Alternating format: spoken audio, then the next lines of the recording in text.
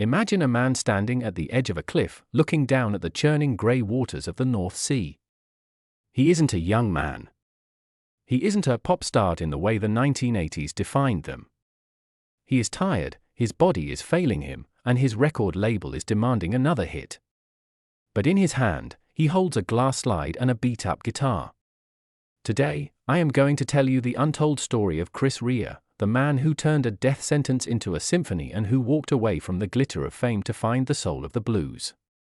This is not just a story about music, it is a story about the road, the rain, and the relentless pursuit of authenticity. The story begins not in a studio in London, but in the industrial grit of Middlesbrough, 1951. Christopher Anton Rea was born into a world of soot and ice cream. His father, Camillo, was an Italian immigrant who owned a legendary local ice cream parlor. His mother was Irish.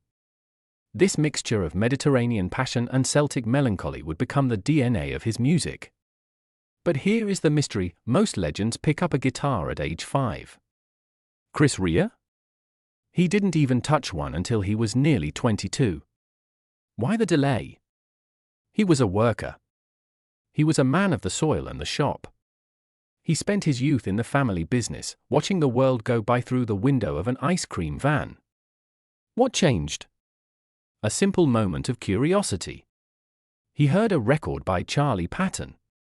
The sound of the slide guitar didn't just reach his ears, it scratched his soul. He bought a guitar, not to be famous, but to mimic that sound, the sound of a knife sliding over steel. But the industry wasn't ready for a 20-something laborer with a voice like sandpaper. By the late 70s, Chris was struggling. He joined a local band called Magdalene, replacing David Coverdale. But Chris was different. He didn't want the spandex or the hairspray. When he went solo, his first major hit, Fool If You Think It's Over, became a massive success in America. You would think this was the dream, right? Wrong. The record label tried to mold him into a soft rock crooner.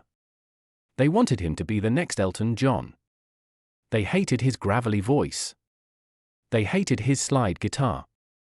Imagine the pressure: a man who just wanted to play the blues was being forced to wear pastel suits and sing love ballads. For years, Chris Rea was a mid-level artist. He was successful but unsatisfied. Then came 1989. The world was changing. The Berlin Wall was falling. And Chris Rea was stuck in a traffic jam on the M25. That traffic jam wasn't just an inconvenience, it was a vision of hell. He looked at the drivers around him, angry, isolated, trapped in a consumerist nightmare. He went home and wrote The Road to Hell. His label was terrified. This is too dark, they said. No one wants to hear a 6-minute song about social collapse. They were wrong. The album went 6x platinum. Chris Rea had finally forced the world to listen to his version of the truth. To understand Chris Rea, you must understand the 1990s. This was the era of Britpop and electronic dance music. Chris Rea was an anomaly. He was the demands man of music. His songs like Aubage and Looking for the Summer captured a specific European nostalgia. He became the soundtrack for The Long Drive. If you were a businessman driving across Germany at 2 a.m., or a father driving his family home for the holidays, Chris Rea was your companion. Driving Home for Christmas, a song written on a scrap of paper because he didn't have enough money for a train ticket, became a global anthem. But behind the royalty checks, a storm was brewing in his personal life. He was exhausted. The road he sang about was starting to claim him. In the late 90s, the mystery of Chris Rea's health began to surface. He looked thinner. He looked pained. In 2000, he was diagnosed with pancreatic cancer. The doctors gave him a 16% chance of survival.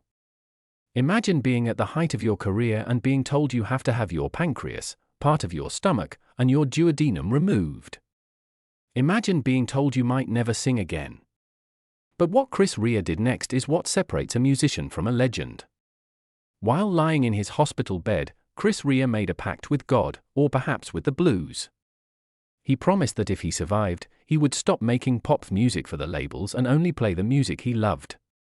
He survived. But he was a different man. He had to take 30 pills a day just to digest food. He was in constant pain. Did he retire? No. He went into his home studio and embarked on the most ambitious project in the history of blues music, Blue Guitars. This wasn't just an album. It was 11 CDs, 137 songs, and a book of his own paintings. He tracked the history of the blues from Africa to Chicago. His label thought he was crazy. Who will buy an 11 CD box set, they asked.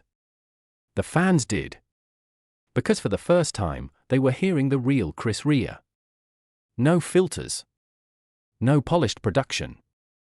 Just the raw, bleeding heart of a man who had seen the other side and came back to tell the tale.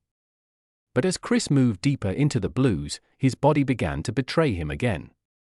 He suffered a stroke on stage in 2017. The man who lived for the road was now being told the road was closed. How does a man whose entire identity is built on movement handle being forced to stand still? And what secret did he find in the shadows of his illness that changed his art forever? The stage in Oxford was bathed in warm light, the audience swaying to the familiar puruslu, gravelly, tones of a man who had become a living monument to the blues. Then, in a heartbeat, the music stopped. Chris Rea didn't just stop playing, he collapsed. The stroke wasn't just a medical emergency, it was a metaphorical wall at the end of a very long road. Imagine the silence of a theatre filled with thousands of people who realize they might be witnessing the final breath of an icon. For months after the stroke, the world heard nothing. The industry, ever hungry for the next driving home for Christmas royalty check, waited in the shadows. But Rea was in a different kind of hell. The stroke had affected his coordination. For a man whose entire soul was channeled through his fingertips into the strings of a Fender Stratocaster, this was a fate worse than the cancer he had already defeated. He had to learn to speak again, to walk again, and most cruelly, to find the blue in his fingers once more. But here is what the public didn't know: Chris Rea didn't view the stroke as an ending. He viewed it as a tonal shift. He began to experiment with a different type of slide technique, one that required less muscular force and more spiritual intuition. He wasn't just recovering, he was re-engineering his own sound to fit his broken body. If the body is a machine that is failing, he reportedly told a friend, then the music must become the electricity that bypasses the wires. To understand Chris Rea, one must look beyond the guitar and toward the asphalt. His obsession with Formula One and classic racing was never a rich rock star hobby. It was a profound connection to the concept of the perfect line. In 1996, he produced a film and soundtrack called La Passion. It was a love letter to Wolfgang von Trips, the Ferrari driver who died in 1961. The music industry was baffled. They wanted The Road to Hell Part 2. Instead, Chris gave them a cinematic, orchestral, and bluesy meditation on childhood obsession and the tragedy of speed. The tension reached a breaking point. The label saw a man who could write 3-minute radio hits but chose to write 10-minute odes to racing engines. This was the secret war. Every time Rea moved closer to his Italian roots and his love for mechanical beauty, the industry tried to pull him back to the driving home for Christmas loop. Think about the pressure, a contemporary music critic noted. He was a man who wanted to be a painter of sound, trapped in the body of a man the world only wanted for their holiday playlists. He began to spend his time in a private workshop, not just writing music, but painting. Huge, vibrant canvases that mirrored the colors of his music, deep ochre, burnt orange, and that unmistakable Rea blue. He was preparing for a world where he could no longer hold a guitar, creating a visual legacy that matched his sonic one. When Chris Rea survived his 16% chance of living after pancreatic cancer, he didn't just write an album. He wrote an encyclopedia. Blue Guitars remains one of the most audacious acts of defiance in music history. Let's look at the contextual layering of this era. The mid-2000s were the Napster era. Physical CD sales were dying. The music industry was shrinking. And here was Chris Rea, releasing an 11 CD box set with a hardback book of his paintings. Album 1, Beginnings, The African Influence. Album 5, Big Exotic Blues. Album 10, Modern Blues. Album 11, 60s and 70s Blues. He spent months in his home studio, often in physical agony from his post-surgery complications, recording 137 tracks. He used different vintage guitars for every era. He was obsessed with the truth of the sound. He wasn't looking for a hit, he was looking for the ghost of Robert Johnson and the spirit of the Mississippi Delta. It is rumored that during the Blue Guitars sessions, Rea recorded another 50 tracks that were too dark for even this massive collection. These tracks supposedly dealt with his direct conversations with death while under anesthesia. Where are these tapes? They remain one of the great mysteries of his private archives, a sonic diary of a man walking between two worlds. We must return to the road. For Rea, the road wasn't just a way to get from a concert in Paris to a studio in London. The road was a mirror of the human condition. In The Road to Hell, he sang about the valley of the shadow of death being replaced by the highway to hell. He was one of the first major artists to critique the dehumanization of the modern commute.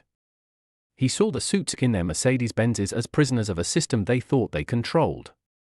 As the years passed, his lyrics became sharper, more political, and more disillusioned. While other 70s legends were performing at oldies festivals, Rea was writing about the decay of the industrial North and the loss of the working man's soul. You can feel the grit of Middlesbrough in every lyric he wrote after the year 2000, says a local historian. He never forgot the soot on the windows of his father's ice cream shop. He saw the modern world as a shiny facade covering a very cold heart. Today, Chris Rea exists in a space of his own making. He is the anti-rock star. He doesn't do the talk show circuits. He doesn't chase TikTok trends. He lives a life dictated by the 30 pills he must take daily and the paintings he creates in the quiet hours of the morning.